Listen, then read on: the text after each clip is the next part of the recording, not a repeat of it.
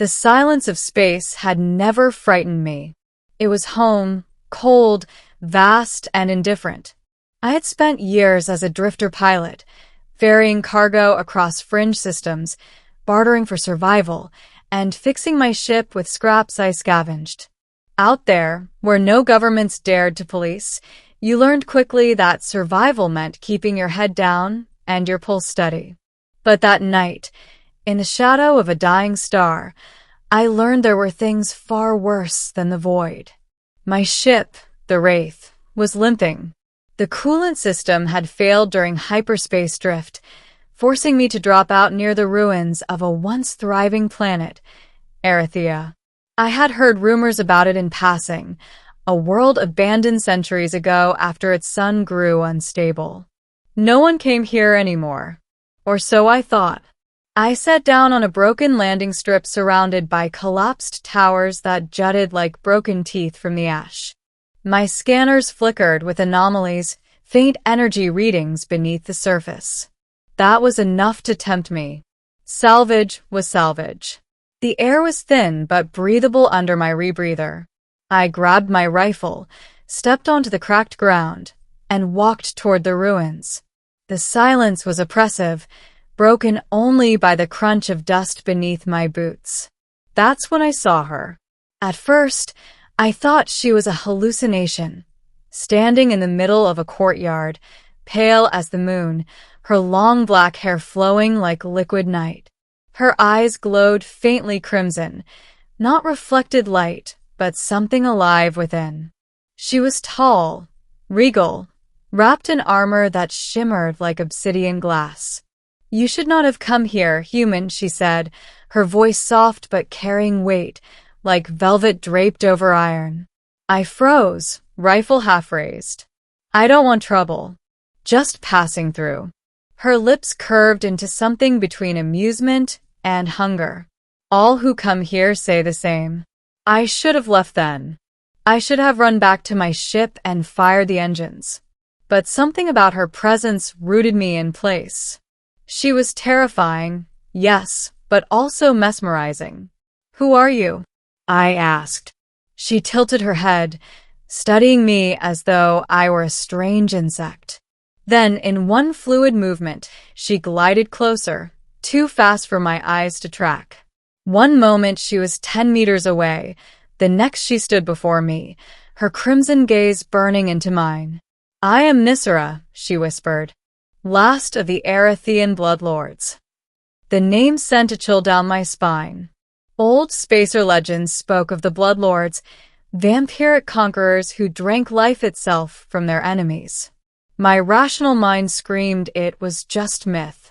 Yet here she was, every inch the nightmare, made flesh. I raised my rifle, hands trembling. "Stay back."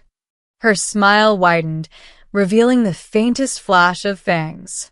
"Do you think your weapon will stop me?" And then she asked me to kneel. Not demanded, not threatened, simply asked.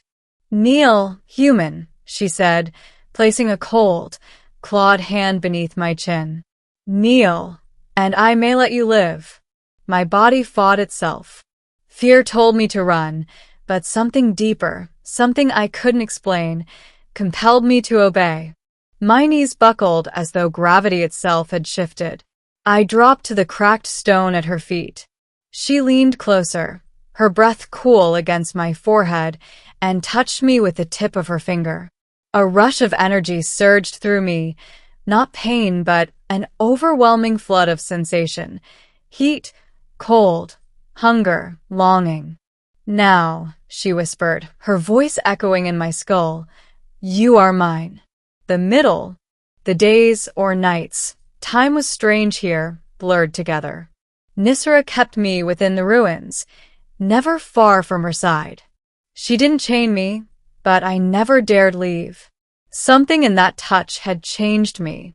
I could feel her inside my thoughts, like a shadow in the back of my mind. At times, it was subtle, an impulse to glance her way, a sudden warmth when she smiled. At others, it was overwhelming. She could make my heart race with a thought, bend my will with a whisper. And yet, she never drained me. Not fully. She explained, in moments when her voice softened, that her kind had ruled this planet long before the sun's decay. They were predators, yes, but also rulers, binding their people with power and fear. When the star turned unstable, most of her kin perished or fled. She remained, sustained by the faint energies that still pulsed in the ruins below. Why me? I asked one night as we sat within a crumbled temple, firelight flickering across her pale skin. Because you came, she said simply.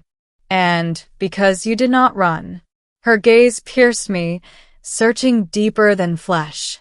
You carry a hunger, not for blood, but for belonging. I see it in your eyes. You drift through the stars with no anchor. Am I wrong? I wanted to deny it, but couldn't. She was right. I had no home, no family, no one waiting for me. Just the void. She leaned closer, her hand brushing against my chest. Stay with me. Serve me. And you will never drift again. It terrified me how much the offer tempted me. But not all was silent submission. I began to notice things. The way her steps sometimes faltered, how she stared at the collapsing sky with something like sorrow. She was strong, yes, but also fading. The planet's energy was dwindling, and with it, her strength. One night, deep in the ruins, I stumbled upon chambers filled with strange machinery, ancient devices that pulsed faintly with light. She caught me there, her expression unreadable. You see now, she said softly, the lifeblood of my people, a reactor that fed us for centuries. It wanes, as do I. I turned to her, finally bold enough to speak. Then come with me. Leave this place. There are other worlds, other stars. Her eyes darkened. You think I can walk among your kind? That I would be welcomed? I am predator, human. I am shadow. Out there, I am death. You don't have to be, I whispered. For the first time, her expression cracked. Not hunger, not command, something fragile. Doubt. The ending. The sun above Erythea was dying faster than I realized.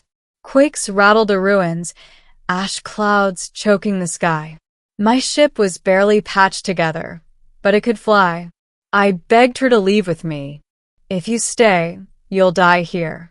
She looked at the crumbling temple, her crimson eyes reflecting centuries of loneliness. Perhaps I should, but when the ground split and fire roared from below, she chose differently. She grabbed my arm, her strength undeniable, and pulled me toward the landing strip.